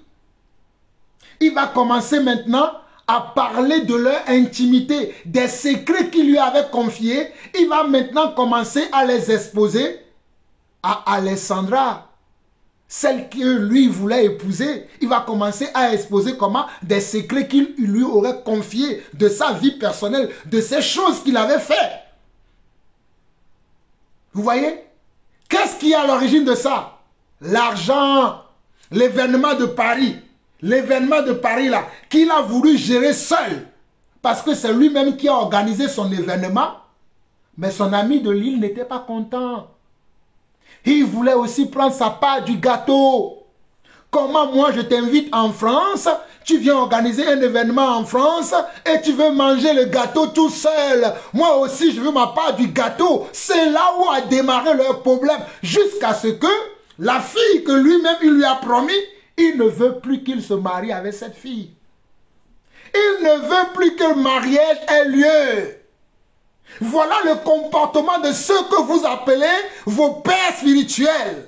Voilà le comportement de ceux que vous appelez des serviteurs de Dieu. Ils n'ont jamais été des serviteurs de Dieu. Ils ne le sont jamais, ils ne le seront jamais. Écoutez-moi très bien, je suis l'apôtre Jean-Paul Lawson, l'homme du temps, l'homme du moment. Il n'a jamais été serviteur de Dieu. Je vais vous lire un passage dans Philippiens chapitre 4. Philippiens chapitre 4, nous allons lire du verset 17 au verset 21. Philippiens chapitre 4. Philippiens plutôt chapitre 3. Philippiens chapitre 3, verset 17 au verset 21. Philippiens chapitre 3, verset 17 au verset 21 qui dit: soyez tous mes imitateurs, frères, et portez les regards sur ceux qui marchent selon le modèle que vous avez en nous. Soyez tous mes imitateurs, frères, et portez les regards sur ceux qui marchent selon le modèle que vous avez en nous. Quel est le modèle que ces hommes suivent? I don't know. Quel est le modèle que ces hommes suivent? Quel est le repère qu'ils suivent? Ils vous enseignent quoi? Vous trouvez quoi chez eux? Quel est leur modèle? Dieu avait montré un modèle à Moïse. Il a dit à Moïse: fais d'après le modèle que je t'ai montré. Reproduis d'après le modèle que je t'ai montré. Ne fais pas ton propre modèle à toi, mais répète, refais selon le modèle que moi, ton Dieu, ton Seigneur, je t'ai montré. C'est la même chose que l'apôtre Paul nous dit ici dans Philippiens chapitre 3. Il nous dit: soyez mes imitateurs, frères, et portez les regards sur ceux qui marchent selon le modèle que vous avez en nous. Nous cherchons le modèle de Yeshua Mashiach. Nous cherchons le modèle de Jésus-Christ. Montrez le modèle de Jésus-Christ à l'église de Dieu. Montrez le modèle. Oh, Rabo Sandara Mayata. Ikano Roboreya Sente. Maikora Braya Zandara Maobra. Ikashana Ramayendera Aya. Yodresina Makora Bayante. Maishana Ramakarabazaya.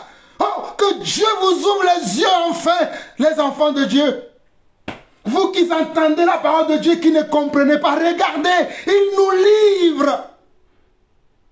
Il nous livre. Comment? Les secrets de leur ministère. Voilà les secrets de leur ministère. Les secrets de leur ministère n'ont rien à voir avec la parole. Dans Philippiens chapitre 3, le verset 17 au verset 21. Soyez tous mes imitateurs, frères, et portez les regards sur ceux qui marchent selon le modèle que vous avez en nous. Car il y en a plusieurs qui marchent en ennemi de la croix. Car il y en a plusieurs qui marchent en ennemi de la croix de Christ. Je vous en ai souvent parlé et je parle maintenant encore en pleurant. Je vous en ai souvent parlé et je parle maintenant encore en pleurant. Voilà pourquoi Jean-Paul Lawson aussi pleure. Jean-Paul Lawson aussi pleure parce que je vous en ai souvent parlé. Je vous en ai souvent parlé. Je vous en ai souvent parlé. Je vous ai souvent averti. Je vous ai montré dès le commencement de cette vidéo ce que j'ai fait il y a 7 ans, il y a 8 ans concernant ce faussaire, concernant ces bandits spirituels, ces escrocs spirituels. Mais vous ne voulez pas vous attacher à la vérité. Pour vous, comme nous n'avons pas de grands bâtiments, comme nous ne nous asseyons pas comme lui, assis dans un canapé, les pieds croisés, comme nous ne prenons pas de suites dans les grands hôtels, comme nous n'avons pas de grosses voitures, comme nous travaillons nous-mêmes pour vivre de notre travail et de ne pas être à votre charge, nous ne sommes pas des serviteurs de Dieu pour vous. Misérables que vous êtes, comme nous travaillons de nos propres mains pour subvenir à nos besoins, afin de ne pas être à votre charge, afin de ne pas prendre les suites dans les grands hôtels, dans les grandes palaces de ce monde, et de venir se vanter dans les vidéos comme ça. On m'a donné une chambre où ma valise ne peut même pas passer. Tu es parti pour prêcher peut-être pour une journée ou peut-être pour 2 journées. Tu dois prendre quelle valise? Tu dois prendre quelle valise? Il était en train de nous dire que sa valise ne pouvait même pas rentrer dans la chambre. Il est parti prendre sa suite. Il est parti prendre sa suite. Au dos de qui? Au dos de vous les contribuables. Vous qui semez les dîmes et les offrandes. Vous qui venez voir le prophète avec une offrande pour écouter un message, pour recevoir une parole charnelle, une parole qui n'a rien à voir avec la vérité. Voici ce que la parole nous dit dans ce passage. Relisons le passage. Oh, alléluia. Soyez tous mes imitateurs, frères, et portez les regards sur ceux qui marchent selon le modèle que vous avez en nous. Nous sommes bien dans Philippiens chapitre 3, le verset 17 au verset 21. Verset 18, il dit, car il en a plusieurs qui marchent en ennemi de la croix de Christ. Je vous en ai souvent parlé et j'en parle maintenant encore en pleurant. Leur fin sera la perdition. Ils ont pour Dieu leur ventre, ils mettent leur gloire dans ce qui fait leur honte, ils ne pensent qu'aux choses de la terre, ils ne pensent qu'aux choses de la terre, ils ne pensent qu'aux choses de la terre. Verset 20, mais nous sommes citoyens des cieux, d'où nous attendons aussi comme sauveur le Seigneur Jésus-Christ, qui transformera le corps de notre humiliation, en le rendant semblable au corps de sa gloire, par le pouvoir qu'il a de s'assujettir toutes choses. Pour vous là, nos corps aujourd'hui sont humiliés devant vous. Nous ne sommes pas présentables parce que nous ne mettons pas les fonds de teint sur le visage. Nous sommes dans l'humilité. Nous sommes simples. Nous faisons nos vidéos dans la simplicité. Nous ne cherchons pas le blim blim. Pour vous, nous ne sommes pas de présentables. Qu'est-ce qu'on peut dire de nous? Vous êtes aussi serviteurs de Dieu. Vous préférez ces gens-là. Mais moi, je vous lis la parole de Dieu dit. Oh, Philippiens chapitre 3, le verset 17 au verset 21. Soyez tous mes imitateurs, frères, et portez les regards sur ceux qui marchent selon le modèle que vous avez en nous. Car il en est plusieurs qui marchent en ennemis de la croix de Christ. Je vous en ai souvent parlé et j'en parle maintenant encore en pleurant. Leur fin sera la perdition. Ils ont pour Dieu leur ventre, ils mettent leur gloire dans ce qui fait leur honte, ils ne pensent qu'aux choses de la terre. Mais nous sommes citoyens des cieux, d'où nous attendons aussi comme sauveur le Seigneur Jésus-Christ, qui transformera le corps de notre humiliation en le rendra semblable au corps de sa gloire par le pouvoir qu'il a de s'assujettir toutes choses. Réécoutons une dernière fois. Réécoutez encore. Réécoutez. Et là, je suis allé à Lille, j'ai rendu ministère, je suis allé en Belgique, rendu ministère, j'ai fait mon programme à Paris. Quand je fais mon programme à Paris, avec lui, il m'a dit, tu vois, c'était mon église qui était là, sur la salle était pleine, je dis d'accord, gloire à Dieu. J'ai fait un deuxième programme, et quand la salle était pleine, je suis allé chez lui, on a causé, il m'a dit, ok, tu vois, la salle était pleine parce que j'ai envoyé ma brebis là-bas. Voilà, je lui ai dit, ah, ce sont des neveux, des nièces, ils sont chez leur oncle, ne t'en fais pas, j'en prendrai grand soin. Et on a rigolé sur ça. Mais j'étais étonné après de voir qu'il a commencé à enseigner contre moi, à parler contre ma personne, contre les prophètes, à me dénigrer, à dire du mal sur ma personne. Et la situation était virulente. J'ai fait quelques directs là pour essayer de calmer le jeu, pour nous éviter des conflits inutiles. Mais je me suis rendu compte que la chose était de plus en plus grave. Il y a eu des leaders de son église qui nous ont approchés. Vous n'avez pas bien entendu. Non, non, non, je ne crois pas que... Non, vous n'avez pas bien entendu. Je reviens encore en arrière. Je reviens, vous n'avez pas bien entendu. Non, je reviens encore en arrière. Pour que vous puissiez mieux comprendre. Nous sommes allés... Réécoutez encore. Je lui ai dit, mon frère, j'ai mes enfants, les Réécoutez. petits troupeaux du pâturage que le Seigneur m'a confié à Paris. Je vais faire un programme à Paris. Quand je finirai mon programme à Paris, je viendrai donc à ton invitation à Lille. Il m'a dit, d'accord, je viendrai à Paris pour te soutenir. Et j'ai fait l'annonce et mes enfants m'attendaient donc à Paris. Mes enfants qui organisent mes campagnes m'ont appelé pour me dire, papa, mais dans la fiche de votre frère, c'est lui qui vous invite plutôt à Paris. Et moi, je n'avais pas remarqué ces affiches que j'avais publiées sur ma page. Quand j'ai regardé, je me suis rendu compte que oui, en fait, il avait mis orateur, invité, prophète Ferdinand Kane. Donc je l'ai appelé. Et puis mes enfants m'ont dit aussi que ces enfants l'ont appelé pour... Ces enfants ont appelé mon équipe pour dire à mon équipe que les offrandes, ce sont eux qui devraient gérer les offrandes. Donc mes enfants ne devaient pas toucher les offrandes. Tout ce qu'on donnerait comme offrande, c'est eux qui devraient compter cela. Ah bon? Et ils allaient départager les offrandes. Où il y a mon nom, on me donnerait, où il y a le nom de leur père, et il lui remettrait l'offrande. Donc je l'ai appelé. Et je lui ai dit, écoute, je t'ai dit que le programme de Paris, c'est moi qui l'organise en fait. Donc si tu viens me soutenir, et moi je viendrai à ton église à Lille. Ce qui veut dire que ne te mets pas dans mes affaires. J'ai des enfants en Europe qui m'attendent. Déjà que ce n'était pas la première fois où j'allais là-bas en 2019 déjà, j'étais en Europe. Donc, que j'ai appris que des enfants vont se charger l'offrande et tout, je pense qu'il y a eu un malentendu. Il s'est engagé à payer la salle qu'il avait payée. Je lui avais dit que si tu penses que ça paye sur toi, même la salle que j'ai payée, je pourrais te rembourser ton argent. Il m'a dit non, ça va. Il m'avait promis des chaises, des appareils et tout. Après, il a dit ok. Comme c'est ton programme, je croyais que c'était moi qui t'invitais. Bon, pour le reste des choses, là, je me désengage parce que ça coûte cher. Ça va peser sur moi, ce qui était tout à fait normal. Et voilà comment j'ai organisé le programme. Et il a failli ne pas venir. Parce que cette situation nous a mis dans des dissentiments profonds. Il était devenu un peu réticent vis-à-vis de moi. Je l'ai appelé, j'essaie de parler avec lui, m'expliquer, l'encourager à venir et tout. Bon, finalement, il a honoré à ce programme. Il m'a dit, je ne veux pas vraiment trop rendre le ministère. Tu me donnes un peu la parole, je parle un peu, puis voilà. Et donc, je suis allé à Lille, j'ai rendu ministère, je suis allé en Belgique, j'ai rendu ministère, j'ai fait mon programme à Paris. Quand j'ai fait mon programme à Paris, avec lui, il m'a dit, tu vois, c'est toute mon église qui était là, c'est ça que la salle était pleine. J'ai dit, d'accord, gloire à Dieu. J'ai fait un deuxième programme. Et quand la salle était pleine, je suis allé chez lui, on a causé, il m'a dit, ok, tu vois, la salle était pleine parce que j'ai envoyé mes brebis là-bas. Voilà. Je lui ai dit, ah, ce sont des neveux, des nièces. Ils sont chez leur oncle, ne t'en fais pas, j'en prendrai grand soin. Et on a rigolé sur ça. Mais j'ai été étonné après de voir que il a commencé à enseigner contre moi, à parler contre ma personne, contre les prophètes, à me dénigrer, à dire du mal sur ma personne.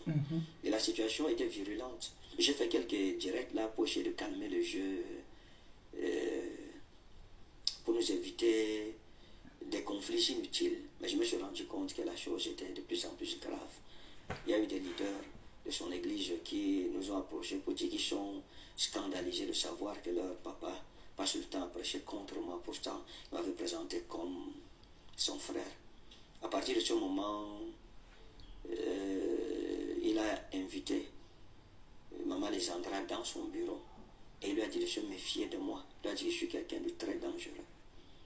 Et il y a une histoire que je lui avais racontée par rapport à une jeune dame que j'avais connue avant Maman Alexandra, sur qui j'avais des vues. Je me disais, ok, ça pouvait aller. Et il a raconté à Maman Alexandra, ok, il y a une telle fille comme ça, voilà ce qui se passe avec lui et tout. Or, c'était un secret que je lui confiais.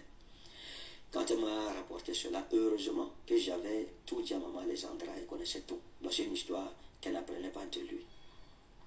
J'avais pris soin de lui parler de toutes mes rencontres, de mes aventures et toutes ces choses-là. Donc il lui a dit de se méfier de moi, de faire attention parce que je ne suis pas une bonne personne. Et quand elle m'a répété cela, je lui ai fait un message. Et je lui ai dit, mon frère, je ne suis pas content. On peut causer entre parents. Et tu prends notre causerie, tu parles à dire à ta fille. Et que tu sais sur qui j'ai des vues. Et quand tu m'as présenté comme une bonne personne au début. Mes chers frères et sœurs, voici le comportement de ceux-là que vous suivez. Voici comment se comportent vos conducteurs, vos pères spirituels. D'ailleurs, ils vous marchandent dans l'église, ils vous marchandent en eux. Et regardez ce qui a causé le problème en eux. L'argent. Son programme qu'il a fait à Paris, il a répété 2 fois. Ça lui a ramené de l'argent. Son ami de Lille n'est pas content. La guerre a commencé entre eux. Les dissentiments ont commencé. Les secrets qui se sont donnés. Les secrets vont commencer à se dévoiler. Mais mes chers frères et sœurs, vous n'avez pas encore entendu le pire. Je vais mettre fin à cette première partie. Nous allons poursuivre dans la deuxième partie. Histoire que je boive un peu d'eau, que je me repose un peu.